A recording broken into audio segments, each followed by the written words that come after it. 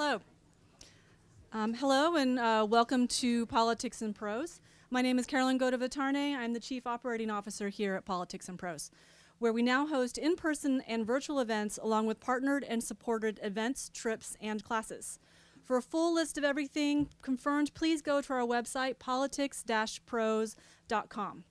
Before we get started today, I'd like to ask you to please silence your cell phones if you haven't already done so as to not disrupt the event. When we get to the time for opening the floor to your questions, we've placed a standing microphone here in front of this pillar. Please line up here and speak clearly into the microphone so that everyone can hear your question, as we want that question to be heard in our audio recording of the event. We are both audio and video recording today's program, so you or anyone can soon find it at the Politics and Prose YouTube channel. Following Q&A, we will have a signing up here at this table. If you have not already purchased the book, we have many copies behind our registers at the front of the store. We will ask you to line up starting here at the pillar. We will come by to ask your name for personalizations, so please have your book ready for us.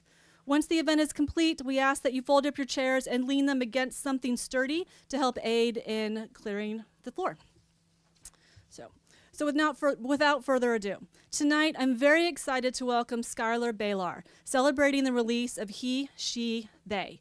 You all probably know Schuyler as an athlete, educator, author, and advocate. He is the first transgender athlete to compete in any sport on an NCAA Division I men's team. Schuyler's exemplary work has earned him numerous honors, including NYC Pride Grand Marshal, the Out 100, LGBTQ Nations Instagram Advocate of the Year, lost my place, sorry, and the Harvard Varsity Directors Award. I first met Schuyler a few years ago when I worked in the Children and Teens department here at Politics and Prose. Schuyler had written a novel for teens that mirrors his own story titled Obi is Man Enough, also available at the register. He did a virtual event with us, which is also available on our YouTube channel, and I had the pleasure of meeting him when he came in to sign copies. I'm very happy that Schuyler is back again to talk about his new book. He, She, They uses storytelling to give us the essential language and context of gender, paving the way for understanding, acceptance, and most importantly, connection. Please welcome Schuyler Bailar.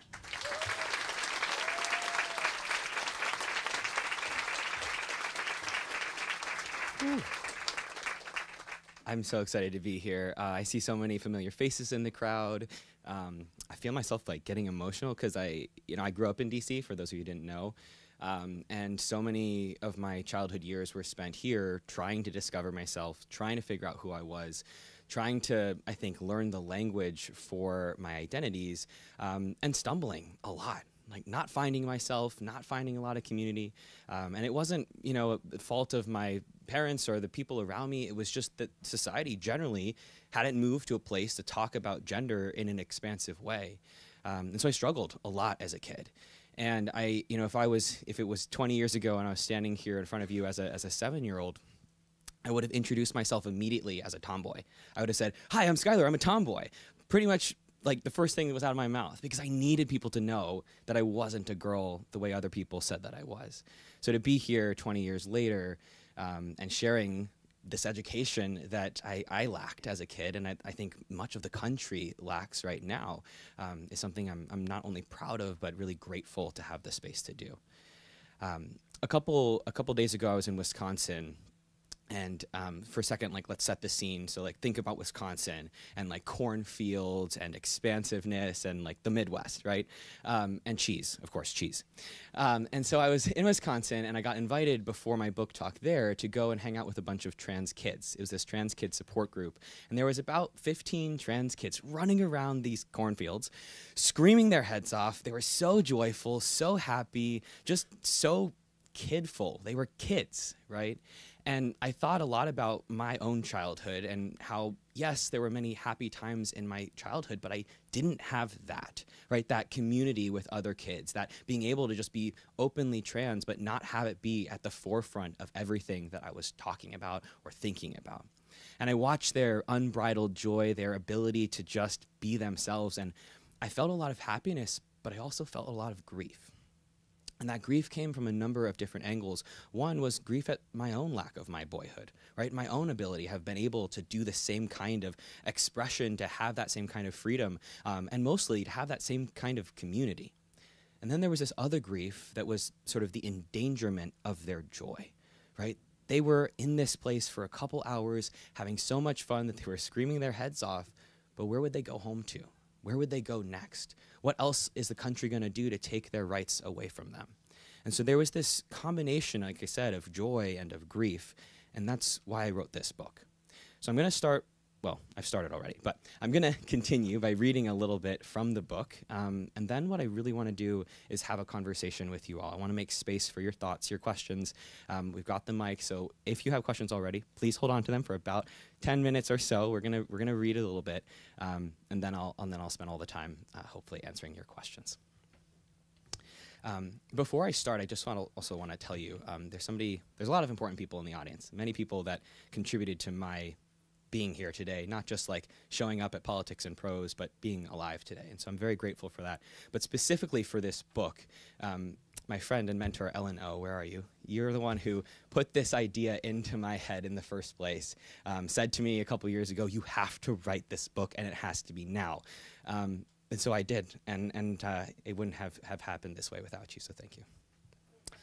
Thank you. All right. So, I like to start where the start is, at the beginning, because I'm a rigid person who likes rules. Except not with gender. All right, so we're going to start with the first chapter. I am just who I am. If you want to read along with me, it's page VII, because Roman numerals are silly. We walk out one at a time in alphabetical order. My last name begins with B, so I'm first. I can feel my heart beating in my ears, the sound held inside my head by my silicone cap. A little echo chamber. From Washington, D.C., freshman Schuyler Bailar, the announcer booms. I know everyone is watching me. I know I've done this on 1,000 occasions before, but this time is different. Underneath my crimson warm-ups, there is no longer a one-piece swimsuit that women usually wear. Instead, I am wearing a tiny little Speedo. I am now on the men's team. Hundreds of articles have been published about my switching from the women's to the men's team. Transgender swimmer, they all write. Some attack me for my history, saying I'll never be a real man. Others say my history of an eating disorder just means I'm a deluded woman with body issues. Many claim there is no way I could keep up with, much less beat, other men. From beautiful, competitive woman to mediocre, ugly man, one commenter wrote on a national profile about me. As I stand by the edge of the pool, waiting for the rest of my teammates to join me, I'm 15 again, standing in my women's swimsuit behind the blocks with 3 girls from my relay. I remember the confidence, the feeling of knowing I could do exactly what I had set out to do. I remember the rush of the natatorium going silent as I put my hand over my heart, my pre-meet ritual, my fingers and thumb straddling my swimsuit strap on my shoulder. I had done this at the start of every single meet during the singing of the national anthem. I remember staring out at the pool as the music ended, and I took a deep breath, imagining the final stroke of my race. I take a deep breath now, staring out at the pool as a D1 college swimmer. Everything feels so different. I've never stood alongside 38 college guys before. I'm at a pool I've never raced in, and it feels like all eyes are on me. But as always, the water resembles beautiful blue glass, and I breathe a sigh of relief. This is different, but it is also the same. The same 25-yard pool, the same 100-yard breaststroke race, the same echoing acoustics that make hearing so difficult, the same chlorinated air that makes everybody cough, the same take your mark, boop, before we launch off the blocks. It's all the same. When the team is gathered along the edge of the pool, the natatorium silences. We stand in identical clothing, and the anticipation dances in my fingertips. When I am this nervous, the most nervous, I imagine my blood is rushing through my veins like whitewater rapids. When the Star-Spangled Banner begins to play, I instinctively begin my pre-meet ritual. But this time, my fingers, seeking my shoulder strap, find nothing. In that moment, I realize that while everything is the same, it's also brand new. For the first time in my life, I'm competing as just myself, without this baggage of who everybody told me to be, who everybody said I was, who I thought I was supposed to be. Today, I'm just who I am. I'm Schuyler. My eyes well with tears, more than 19 years of stumbling to get here. Just a few months ago, I was ready to quit swimming. A year ago, I was ready to quit the world and life altogether. But today, I'm standing tall, a proud Korean-American queer transgender swimmer on Harvard men's swim and dive, the first openly transgender athlete to compete for any D1 men's team in the NCAA. Of course, surviving my first meet and not getting last, I got fifth, did not mean that everything was easy from then on. It would take my teammates the rest of the year to consistently gender me correctly. It would take me nearly 3 years to feel comfortable around them. And all the years since I came out are still not enough to dispel the hatred and bigotry about transgender people, especially in athletics. Over the next 4 years, I not only became the first, and at the time only, trans athlete to have competed for the team that aligns with their gender identity for all 4 collegiate seasons, but I also became a well-respected educator on trans inclusion. I never knew where this journey would take me when I began. The first speech I gave was at my own high school. The night before, I was awake until 2 or 3 in the morning attempting to write the speech itself. Dozens of drafts in the trash, I had no idea what other people would want from me. What should I tell them? What could they learn from me? That speech was better received than I'd expected. Some students even said it was the best assembly they'd experienced. So as word spread, one speech led to another. By sophomore year, speaking was the primary way I spent my free time. And by graduation, 102 speeches were in the books. Despite regular assurances that what I had to say was valuable to others, I often found myself perplexed over why people wanted to listen. I was just a college kid who wanted to swim. When news outlets would call me an advocate or an activist, I used to tell them no. You only think I'm an activist, I insisted, because I am a transgender swimmer and I'm talking about it. Before every speech, I asked myself, why are they here? Why do they care? Only rarely was the answer clear. I was talking to a group of swimmers or trans folks like me. We were comrades. But most of the time, I spoke to people with whom I had little to nothing in common, or so it appeared. I tried to imagine the perspectives of the audience members, the students, coaches, administrators, teachers, mental health professionals, medical providers, or employees at a bank. How could I connect with them? Because in the end, the inability to connect is what breeds hatred and bigotry. That is, connection is the essence of our humanity itself. At a small school in northern Vermont, I gave a speech to a room filled with student athletes. It was a standard event. I shared my story and provided training on trans literacy before opening up for questions. After the event, a group of students gathered in line, waiting to talk to me. A young man approached and explained he was on the wrestling team. He said, "You know, before I came here and met you today," he paused. I nodded and waited patiently. "Before I met you," he began again, I was nervous about people like you. My girlfriend's best friend is bisexual, and that used to make me uncomfortable. I'm not homophobic or anything, but I didn't want to hang out with her." He stared at the floor, then glanced back at me as he admitted this. I didn't say anything yet. I wasn't sure where this was going. But now I've met you, and you're just like me. We're both just athletes. We're both just guys. I'd begun to smile, relieved. At another speech at a high school in Pittsburgh, the audience was mostly students from local public schools' GSAs, Gender and Sexuality Alliance clubs, with the exception of a few athletes. At the end, 2 football players accompanied the GSA officers to the stage to give me a small gift. One asked if he could say something to the audience, and not knowing what he would say, I nervously agreed. "Listen, before I came in, I was uncomfortable," he said into the mic. "You know, I can't do this, I can't speak, I just want to sit over there and stay quiet." But when I came in, it was a very inviting environment. I was like, "Aw, I can do this. There's no difference. You know, we're all the same." He then turned to me and continued, "And I want to say thank you to you for opening up my eyes to a brighter future." The audience's applause almost drowned out his voice as he finished. This is reality. This is life. I just about cried. Really, I had to try very hard not to bawl on stage, and while this is still one of the most touching moments I've ever experienced at a speech, such unexpected empathy has not been unique in my career. Moments like this happen over and over again, people thinking they'd find themselves uncomfortable around me, a transgender person, but then meeting me and learning I'm also just someone living their life like them.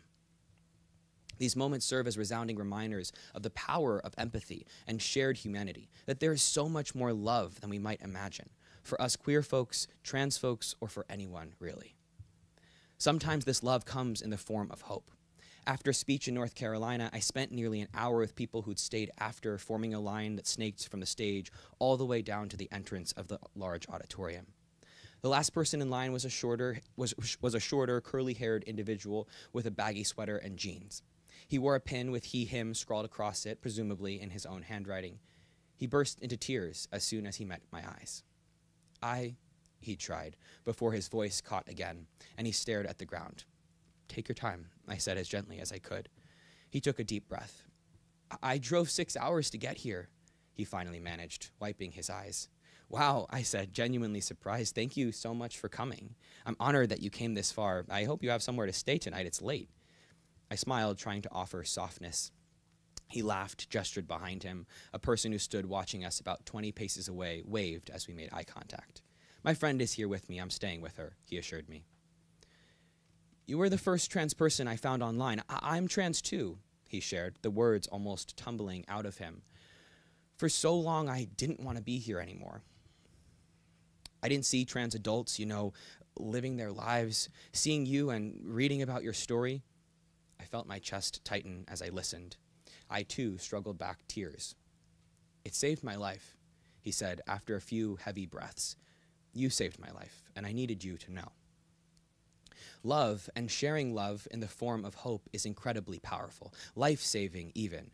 Every time someone shares experiences like these, I find myself holding back emotions that threaten to break my whole body. Sobs I'm not sure would ever end if I let them escape unrestrained.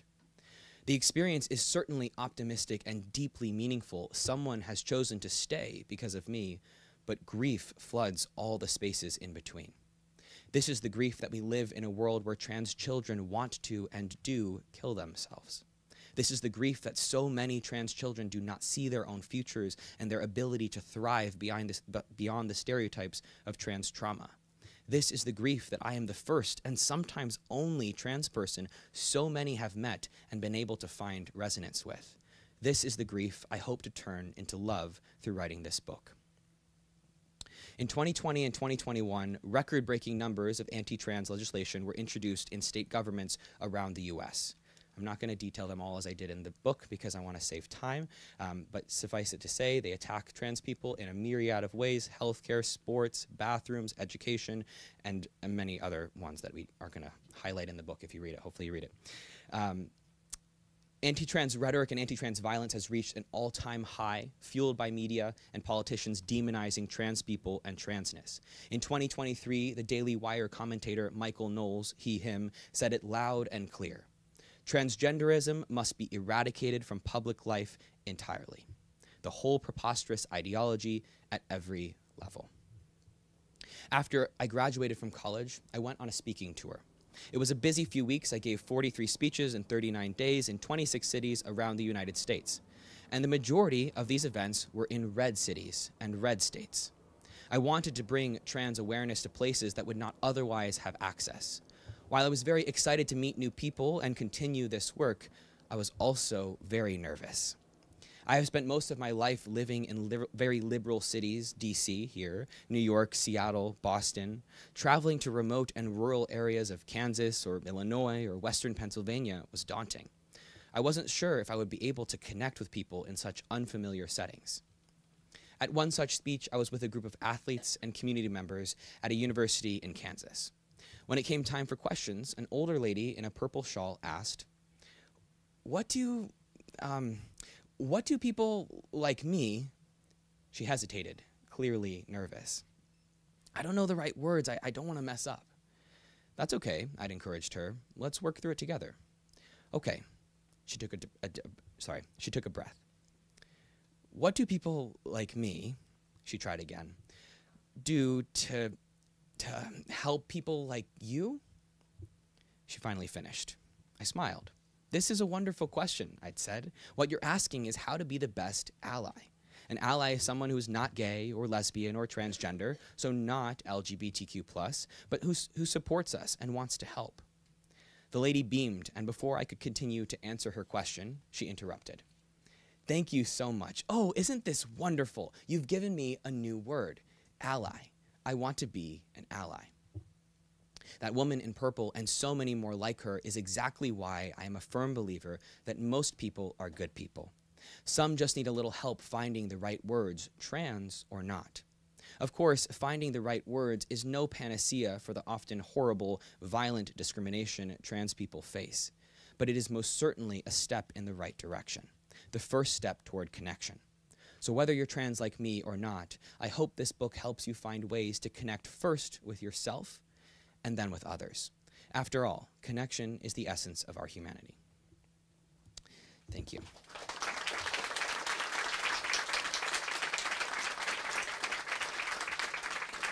All right. Cool. Thank you all for listening to me read. It's always like a nerve-wracking experience to read your own words in front of people, so I appreciate it. What I really want to do, like I said earlier, is make space for questions. And if you want to start coming up to the mic, you're welcome to. But as you do, one of the things I think about when we have this conversation is the way we treat allyship towards people with whom we don't share identity, right? A lot of people think about trans people, and even if they're allies, will think, oh, I want to be an ally to like those trans people over there because they're different and they have this hard experience, and I feel bad for them over there, right? And the reality is that this issue, us talking about gender, is an issue that permeates everybody's life because all of y'all have a gender. And all of you all have had an experience with gender, which means all of you have been limited at some point in your life because of gender, right? Whether you're trans or not, people feel man enough, right? Or not man enough, or they feel woman enough, or they don't feel woman enough, right? Too feminine, too masculine, too whatever, right? We've all been limited by gender. And so I think it's important to recognize that when we're talking about this fight for liberation, it is collective liberation. It is all of us inviting ourselves into this conversation where gender is more expansive, right? Where we can all be present in however we show up, not just trans people, but trans people too. Okay. Questions, I would love all of your questions. I want to say I will answer any question. A lot of people get very nervous about trans people. They think they're going to break or combust or I'm going to bite you or something. I promise I will not do any of those things. It is a passion of mine to educate people and to share as much as I can to help all of us move forwards together. If you think that the question is rude or offensive, definitely ask it. Sounds kind of funny. It's going to make my friends here at Politics and Prose very nervous, but don't worry, I'm going to be just fine. I've given lots of presentations, and one of my favorite audiences is kindergartners. And they'll tell you why. Kindergartners, in case you don't remember being one or you don't have one at home, kindergartners have absolutely no filter. Okay? None. And so today, I'm going to ask you all to access that inner kindergartner and have no filter, because that's where we'll learn. Right? Don't carry this outside this door. Don't have no filter everywhere else. Not every trans person's job is to educate you on being trans, just like it's not every marginalized person's job to educate you on their marginalized experience. But it is quite literally my job. All right, so let's use this opportunity today to ask the questions. I'm going to punt some of them to the book because I wrote it, and hopefully you'll answer some of the questions by reading it, but I'm going to answer as many as I can here today as well. Cool. Questions. I'm pointing to this so that you come to it if you'd like to ask a question. I'll give folks some time to come and line up.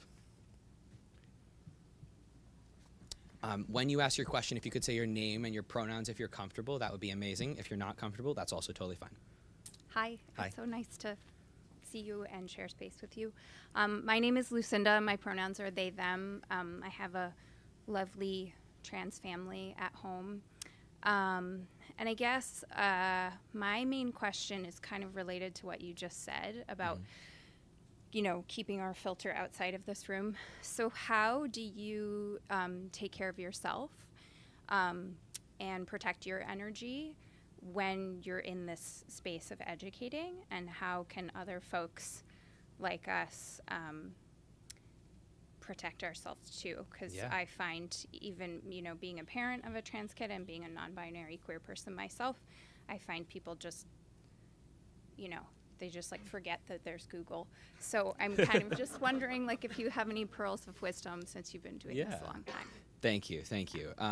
Okay, so my first thought is actually, while I would like people to do the research themselves, I don't love Google. And the reason is not because of well, there's a lot of politics behind Google I don't like either, and messed up stuff about, we're not gonna get into that, that's a different book. But it's because when you Google things, people then must use critical thinking skills to filter their Google search results, and we're not great at critical thinking right now. So I actually love it when people give people resources, right? Or when we say, hey, you should check this out because this is a trusted resource. This has, been researched as well. Anyways, that's just that one thought is you all, if you are going to be allies to trans people, my recommendation is not to tell people, just Google it. It's to give them resources that you have also learned from, right? That are vetted, that are actually fact-based, that are not, a Fox News clip of one person who had a tough time once about, we're going to get into that later.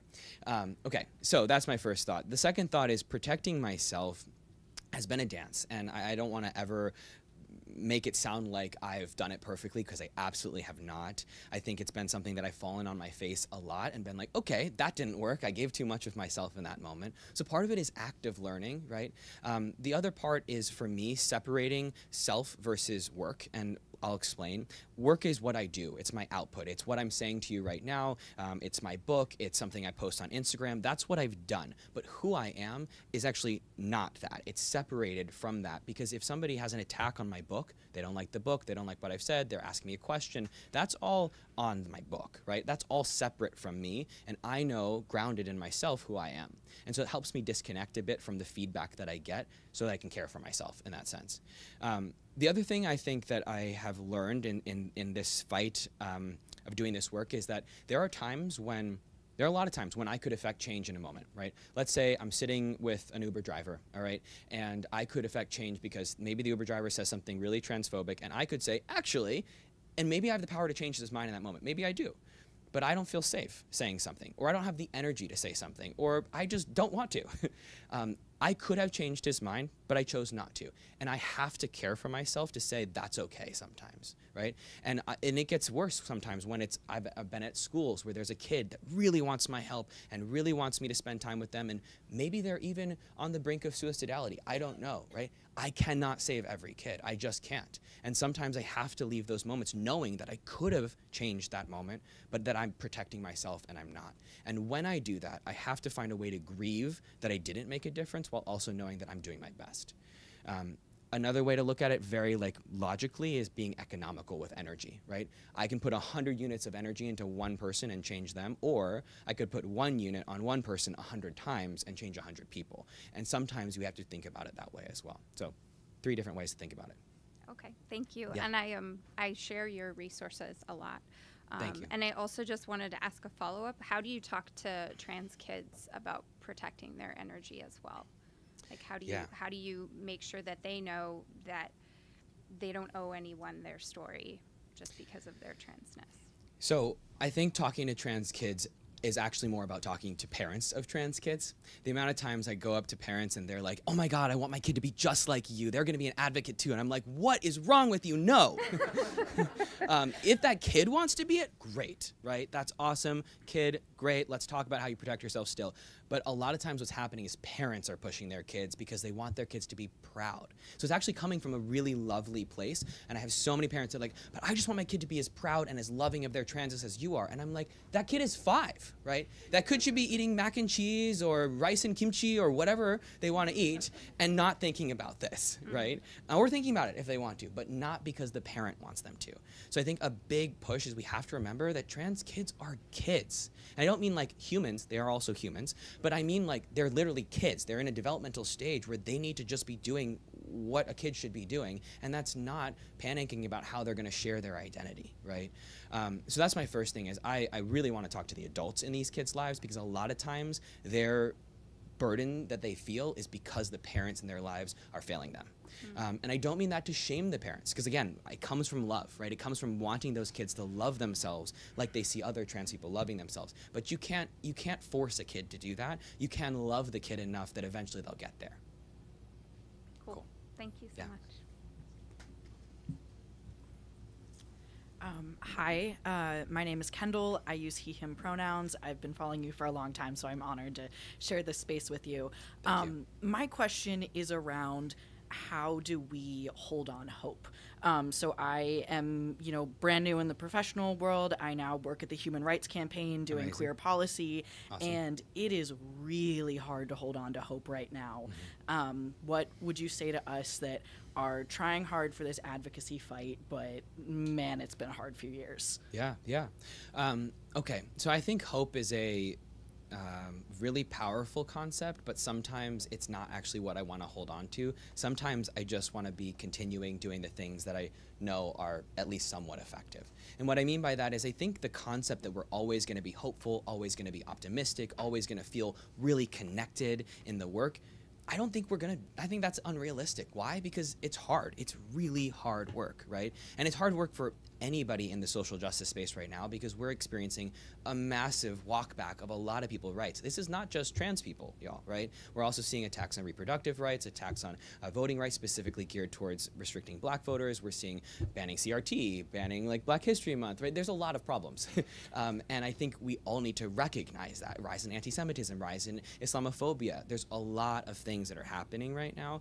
And that could either make us feel more hopeless, or it could make us more committed to the work and remind us that this is a bigger fight than just this. And for me, sometimes that helps. Yes, it makes it bigger and then therefore sometimes fall harder. But what it reminds me is that we actually can unify. And we can unify against common oppressors, patriarchy, white supremacy being two primary ones. And we can also remind that we're here because we've made progress. I don't think we're here because everything is going great for the white supremacists, right? We're here because actually they're losing power, right? We're here because trans people are more visible than they've ever been before. And that's awesome, dangerous, right? But also awesome because we're moving forwards. So I also like to remember that we're not here because no progress has been made. We're here because a lot of progress has been made, and we need to keep chipping away at it. Thank you so much. Yeah. Hi. Sorry, I have a lot I want to say. First of all, I wanted to thank you. I'm also I'm also okay, an take your Asian time. American, like mixed kid who's like transgender. Sorry. That's okay, take your time. We go to the same school, or we went to. I go to GDS. If anyone else is in GDS, I wasn't here. You didn't see me. But I just wanted to ask, when you came out, like, how much did it change? Yeah, thank you for that question. How much did it change? So I'm thinking of this in a couple different ways because I think for me internally, I don't know how much changed when I came out to myself. A lot changed, right? But I think what you're asking is when I came out to others. Is that true? Yeah. So when I came out to others, at that point I got into a place where I was so sick of not presenting all of myself to the world that the change was more in confidence, honestly, in having community, because I really got to see who was going to stick by me, who was going to ask me inappropriate questions about my genitals, and who, real story, and who was gonna kind of be in between and not know what to do.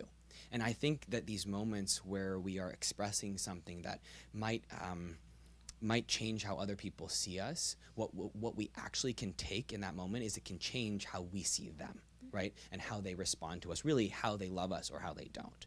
And that's scary, right? That's really scary. And I absolutely lost people when I came out. But what changed was I learned a resolve for myself that allowed me to protect myself and have a stronger community, right? The people who walked out the door were never really there in the first place.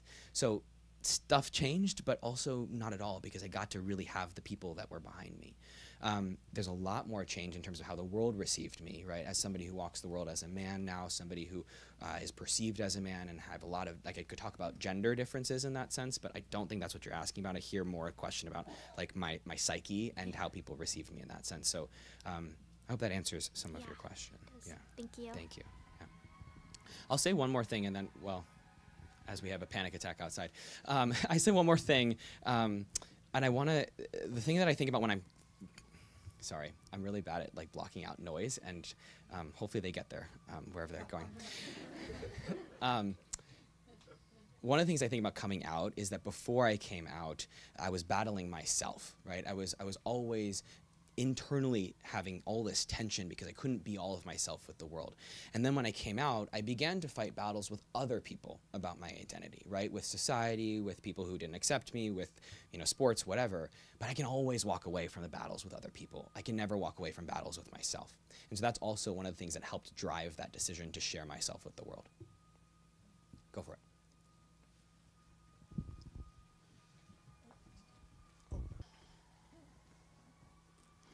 Hi, my name is Trent. Use he, him pronouns. Name is Trent. Use he, him pronouns. And when you were talking about allyship,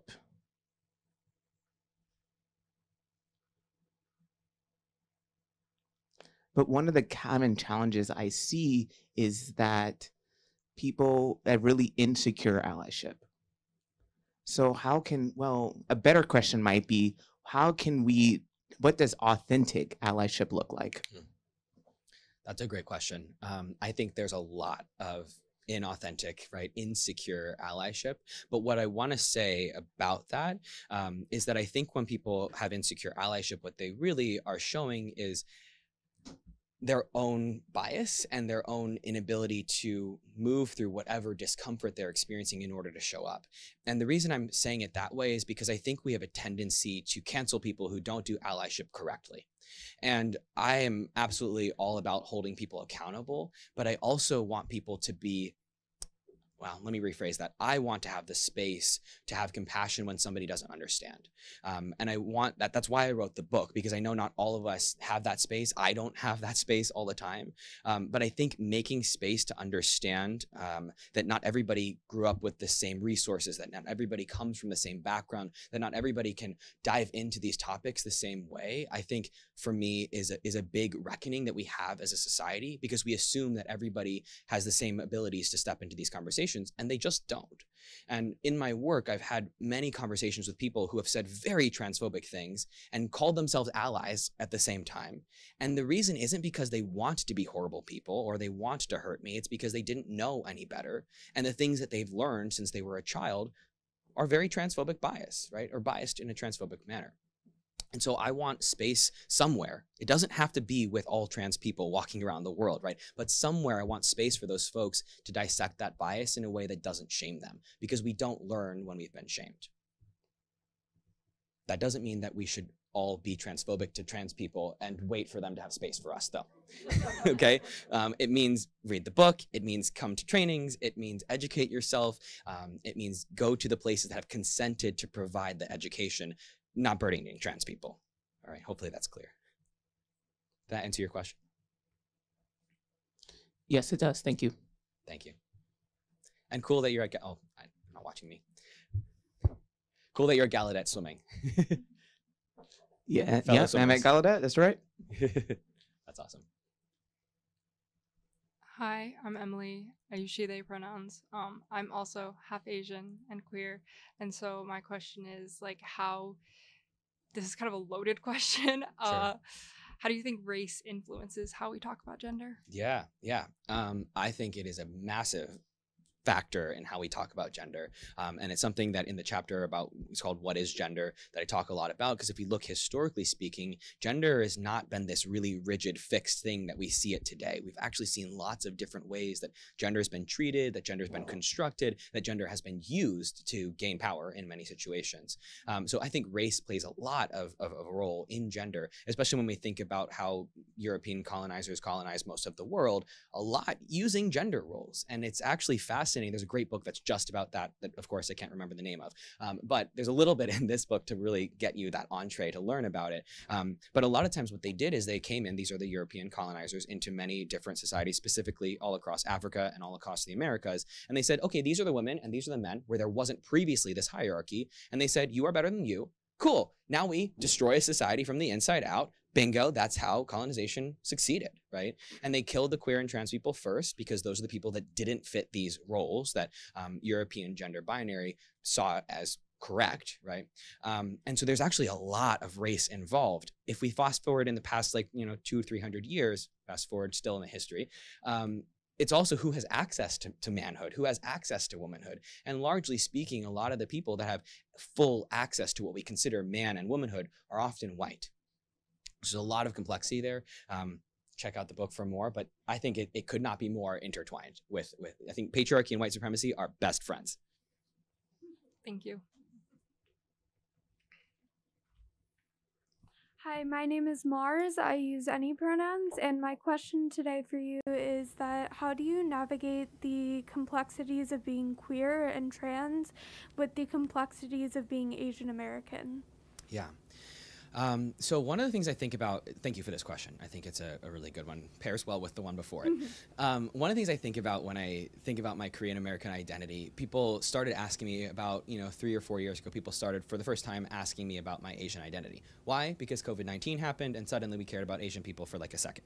And during that time, a lot of people were like, when did you first know that you were Asian? And the first time no, this is a real question. It was live on a feed with like thousands of people watching. And I was like, what? What kind of question is that? Okay, but I really thought about it. And I was like, when did I first know that I was Asian? And the first thing I thought of was actually the first time I recognized race at all. And it was always in conjunction with knowing that I'm half white. And the reason I say that is because while I have an Asian American identity, it is very informed by the fact that I'm mixed race. And I've never been enough of anything, right? It was always, well, are you really Korean or are you really white? Like, which one are you really, Schuyler? And I spent a lot of my childhood being asked this question. Well, do you feel more Korean? Do you eat more rice? Doesn't everybody eat rice? Like, why? Anyways, if you don't eat rice, you're missing out. That's really the point of okay. My point is I felt torn, right, in between these two things. And I didn't look enough like either of my parents either. And so when I was with my mom, people thought that I was adopted, or actually with my dad, people thought I was adopted. With my mom, they thought she was my babysitter. Cue racism, right? And so much so that my mom even changed her last name to make sure that it matched mine so we wouldn't have issues with me taking away, like people taking me away from my parents because of racism. She changed her last name to match my dad's. Hopefully that was clear. Anyways, moving on. So what I'm trying to say is that was like a really core part of my childhood, was never being enough of anything, never being Korean enough, never being white enough, never being anything enough. And I had to learn that when people were going to deny me my Korean identity, I was going to say, well, I know my ancestry, I know where my blood's coming from, and you can't tell me otherwise. And I actually learned an indignance very early on that transferred really well to when I came out as trans, and people said, well, you're not a real man, but they said, you're also not a woman, and I got stuck in between again. And so I think this, when I think about my Asian American identity, what mostly I'm balancing is this not enoughness. And I think that compounded when I came out as trans, and I felt, does that make me less Asian? Because there's a lot of more sort of conservative ideals from a lot of, or at least assumption of conservative ideals from a lot of Asian communities. And I really had to dive into finding my own identity in that space. And that's actually something I write about a lot in the book. So I babbled a lot on that question. There's a lot more in the book. Thank you. Yeah, thank you. Is it? Oh. Hi, my name is Abigail. I use she, her pronouns. Hi, Abigail. And I feel like right now, at least, it feels like, at least in my day-to-day life, it's getting increasingly hard for me to manage, like, balancing life stuff and ignoring all of the ignorance and horrible things that are being said 100%. in my general direction or our general direction. So my question is, how do I manage to like function in life while being so stressed out, or how do I manage the stress of, I guess, the political environment right now? Yeah. Thank you for sharing that. I really appreciate that. And I also just want to highlight your question and have us all think about that for a second, right? There are a lot of people in this country specifically, but in the world right now, that are balancing a lot, especially trying to just live one's life, which is hard enough as it is, with a lot of oppression, right? And systems of oppression in the country. And you don't have to be trans for that to be true. You can be a person of color, you could be fat, you could be disabled, you could be a lot of different things, right? There's a lot of systems that are trying to erase us, and that's a lot to hold. For me, part of holding that is allowing the space for the grief. I think a lot of people in my life will say, well, it's going to be fine. Everything's fine. Like, you're going to be fine. And I think they mean well, right? They want me to feel good. But what that really does is it trivializes the experience of I'm afraid, right? I'm afraid when I take an Uber and somebody asks me where I'm going and I have to say I'm coming here and I wrote a book about trans people. What do I do when I have this conversation in the Uber, right? And that's just something small, right? What about the bigger things like gender-affirming care or going to the bathroom or talking about the fact that I'm a trans athlete, right? So I think we have to make space for it being hard, and we have to grieve that it is hard, and we have to find community that doesn't have to be explained to why it's hard. And then I think for me, it's also about finding one thing I can do that makes me feel purposeful about this fight. So for me, obviously the work I do is that one thing. But I think it can be different for everybody, right? For an ally, I think it can be showing up here. It can be advocating for trans people's pronouns in workplace. It could be giving the book to somebody and having them read it. For another trans person, it could be reminding yourself that you're part of this fight too. And when you take care of yourself at home, going to bed on time, drinking water, right? Getting yourself a meal that you like. That is part of the advocating for trans rights as well. And I think I like to break it down into those small things because when I take care of myself, I'm advocating for the trans community. Thank you. Yeah. When you transitioned from female to male and then competed as a male in professional sports, presumably you were taking some male hormones to at a maintenance level. Do you think there should be regulations on the amount of those type of drugs that can be taken so as not to create an unfair advantage? Yeah, good question. A couple quick notes on language, and then I'll answer your question. So I usually don't explain my transition as from female to male. I say I was assigned female at birth, and I identify as male, and I transitioned to affirm my gender. And it's a small shift, but when we say I transitioned from female to male, it means that I was once a woman, and that doesn't feel accurate to me. I affirm the gender that's always been there. You asked about hormones. So I also like to call them what they are, which is hormones. Yes, technically they could be drugs in some situations, but oftentimes when people call them drugs, they're intentionally trying to weaponize them. So I like to call them what they truly are, which is hormones. In this case, yes, I took testosterone, which is a lot of people consider this a male hormone. Really important to recognize. Everybody, mostly like 99.99% of people have both testosterone and forms of estrogen. So there actually isn't one as the male hormone and one as the female hormone, just they exist in differing concentrations based on the person. So I did take testosterone, and you asked about regulation. It is regulated. You may not take testosterone at your freedom to wherever you'd like. If you do, just a little like biology thing, it actually gets converted back to estrogen once it hits a nice little threshold, and that there's a little thing called aromatase that changes it back into estrogen. So it doesn't help a whole lot if you overdo it unless you take aromatase inhibitors. You asked for the science, there's the science. So I did take testosterone. It was regulated. I was tested 3 times a season to ensure that it's within a normal male range. It's a big range, but that's because there's a lot of variation within that category. There's actually variation in all categories. So I think the answer to your question is, should it be regulated? You know, I think we have an issue with over-regulating in many different ways and over-policing people's bodies in many different ways. I didn't have a problem presenting my testosterone levels because trans people are not transitioning in order to win sports. Trans people transition to live, and we happen to play sports. And I think that's an important thing to notice. Thank you. Yeah. Hi, I'm Lan, pronouns he, they. I've got 2 questions. One is, how do you criticize transphobic ideology without being demeaning to the person and the personhood? And my I'm gonna come just a little closer to the mic. Sorry. Oh, sorry. Yeah, it's okay. It was how do you criticize transphobic ideology without demeaning someone's personhood or without seeing someone in a bad way? And then also, what advice would you give to a younger trans person who wants to make change without damaging their self-esteem and while being comfortable, I guess? So. Okay. How do we criticize transphobic ideology without criticizing the core of the person, I think, without being mean, essentially. Yeah.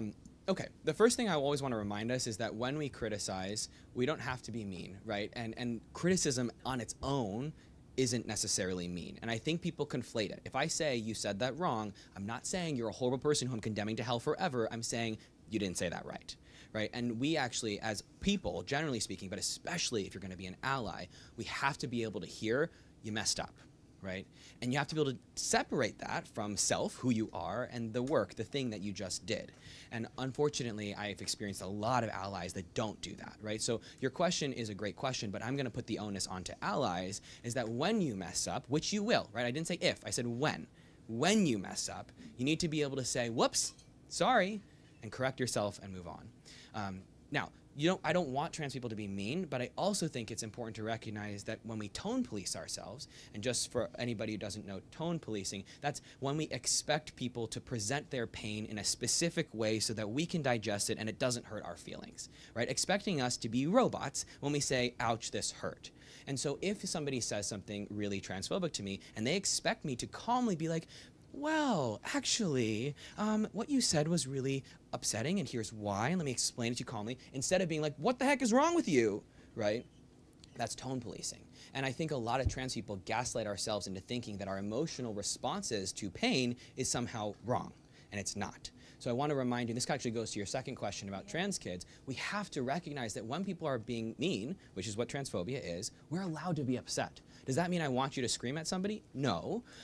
But you might, right? And all of y'all allies, if somebody does that, you need to recognize that somebody has been hurt, right? Especially if it's a trans kid. And likely, even though it's your first time making that transphobic comment, we've heard it hundreds of times before, right? Same if we get misgendered, right? If somebody calls me the wrong pronouns or the wrong name or whatever, that's a gendered word, we've probably heard that so many times. And so when you use the wrong pronouns in that moment, you have to recognize you're dragging forth this history of transphobia. And you didn't mean it, but that's not important in that moment, right? It's more important to say, I got it, I hurt you, I'm sorry, and move on. Hopefully that helps. Yeah.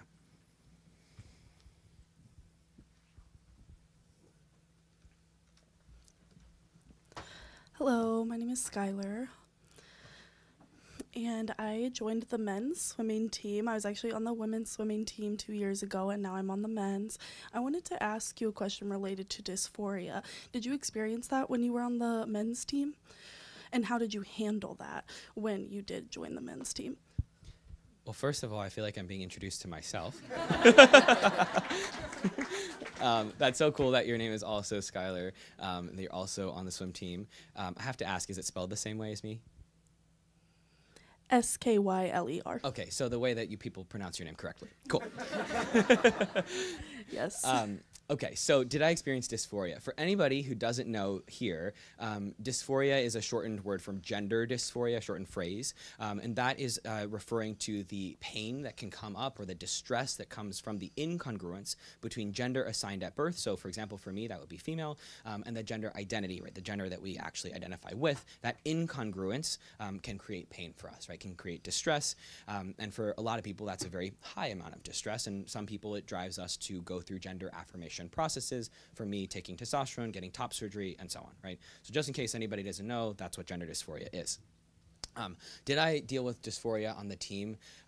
Absolutely. I mean, I was walking onto this team. I had started testosterone less than 3 months prior. I had gotten top surgery. My scars were still healing. They were still bright red. I had just barely walked into my masculinity on this team, and I'm walking onto the team with guys who are 18 to 22 years old. So essentially, they've been on testosterone for like 6 to 8 years, right? I'm at like a whopping 3 months at this point. They're mostly above 6 foot tall. I'm not 6 foot tall, and I felt like a baby. I felt like a fetus. You know, I felt so disconnected from how they were, and I really had to remind myself why I showed up there.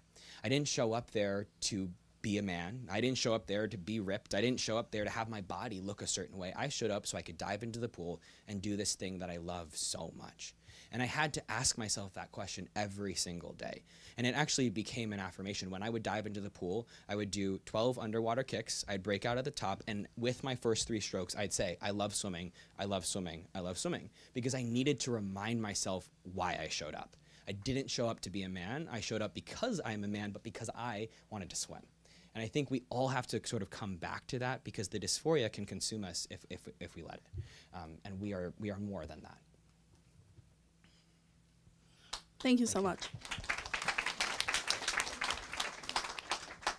I love your shirt. Thank you. My name's Charlie. You see him. And I'm a senior in high school right now. I've lived in this area my whole life, and I've been really lucky to have really supportive people around me, like my family, my friends, everyone I've gone to school.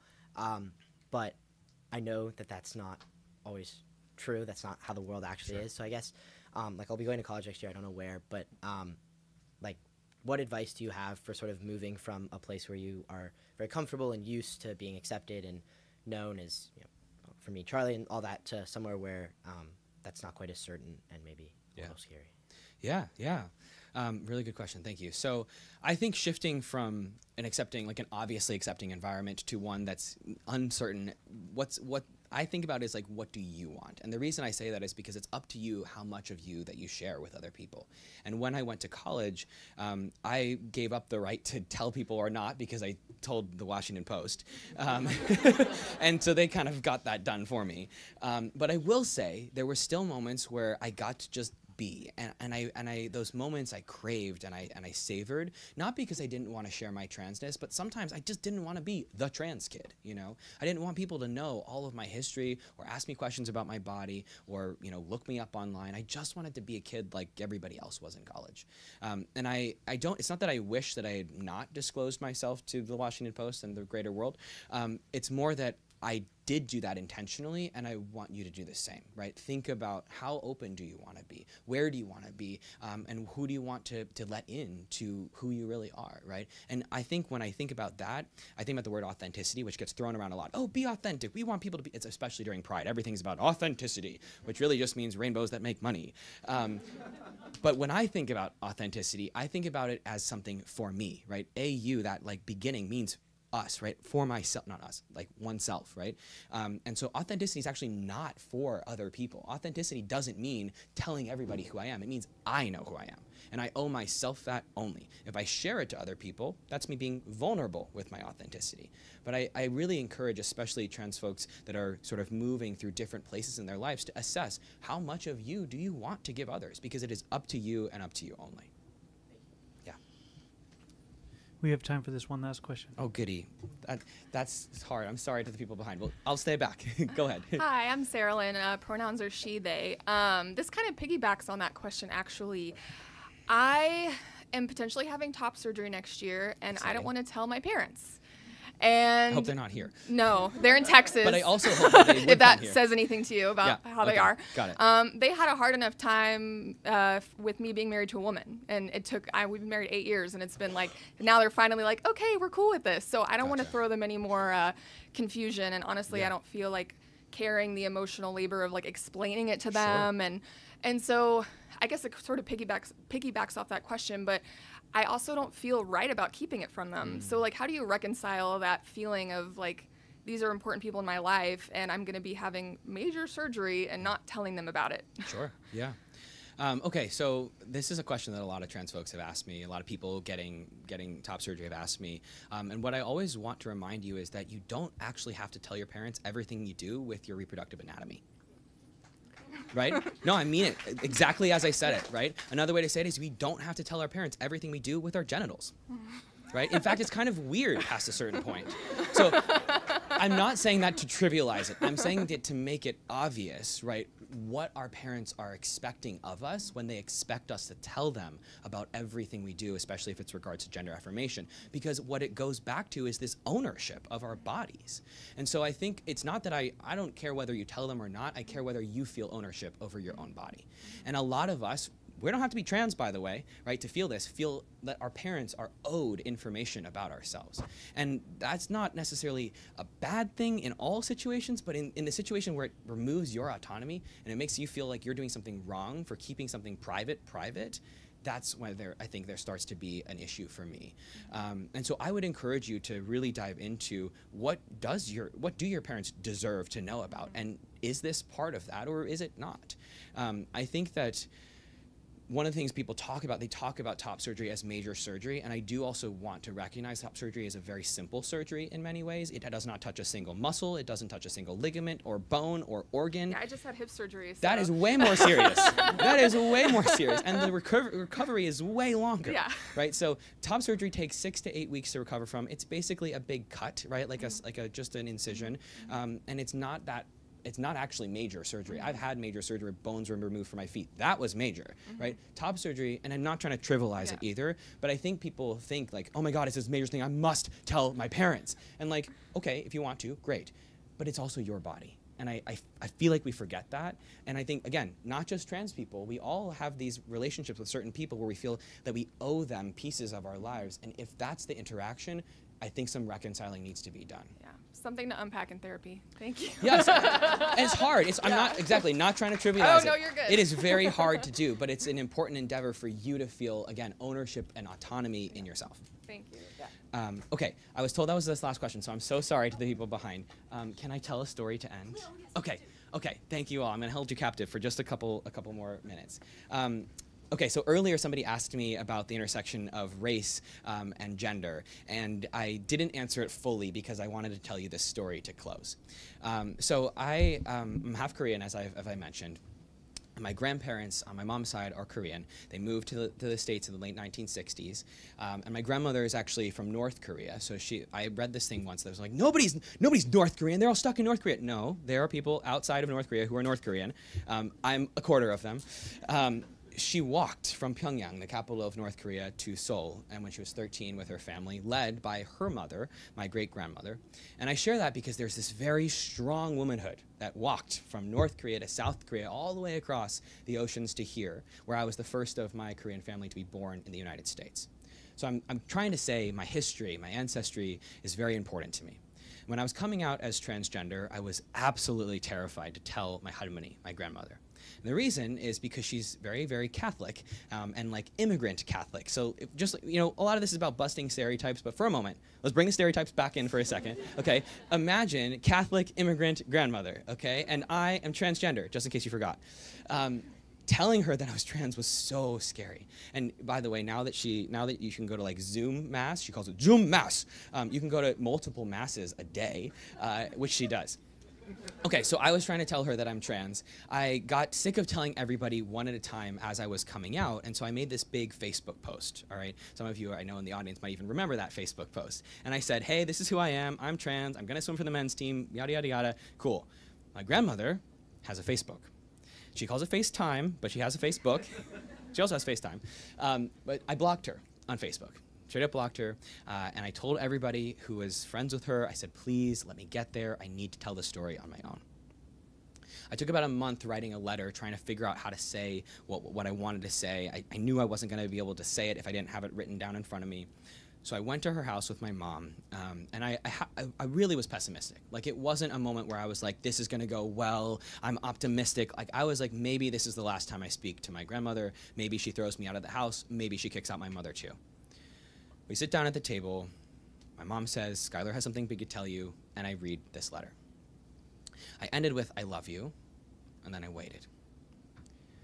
My grandfather, Harabaji, he began to clap. He had this like slow old man clap like this. He goes, so you come out of closet now. I was like, Harabaji, what? You barely speak fluent English and you have coming out of the closet? Where did you get that? He goes, oh, congratulations. I'm looking at my grandmother because while Harabaji's response was great, I wasn't worried about his. I was really worried about my grandmother's. She's got this stern look on her face and she's like, I knew that. I was like, excuse me, Harmony, what do you mean you knew that? I didn't know that. What do you mean you knew that? She goes, I knew that. Okay, so I have 2 grandsons from your mother. That's fine. My mom has burst into tears. And I'm sort of getting there, but I'm also like, what the heck is going on? This is way too easy. Harmony launches into this discussion of how it's normal that I'm transgender. All these things made me transgender. She's like, oh, you have boy hormones. I'm like, Harmony, I actually don't have those. That's kind of part of the problem here. Doesn't matter. She goes through all this science that isn't particularly correct, but it got her there, so that's all that matters. She stops and she says, Schuyler, you can be a boy. You can be a brother. You can be a husband. I'm like, I'm 18. Slow down. She says, oh, you can be a doctor now. You can be a man. Don't worry, we've dealt with the doctor thing. She says, you can be a man.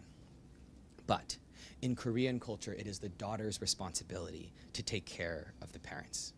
And your mother has no daughters. it is still your responsibility, Schuyler, to take care of your parents. Of course, I agreed. I actually got those words, pumo hyodo. It means mother, father, filial piety, or take care of your parents, tattooed in my grandmother's handwriting. She wrote it for me and everything, beneath my mastectomy scar next to my heart. It's my tribute to my history, the people from which I come. It's a tribute to my grandmother and all the strong womanhood that birthed me, and it's a tribute to the daughterhood that I was assigned, never truly identified with, but the duties of which I will fulfill. I share this story to close because I think we all have the power to be that kind of ally. We all have the power to have that kind of love, and sometimes we need education, but sometimes we just need to remember why we're here, right? Why we're connected to other people. And my hope is that he, she, they can help you find those words to bring other people in, but also remember that the core of it, you already have. You already have the ability to love people, and we just need to start with that first. Thank you all so much.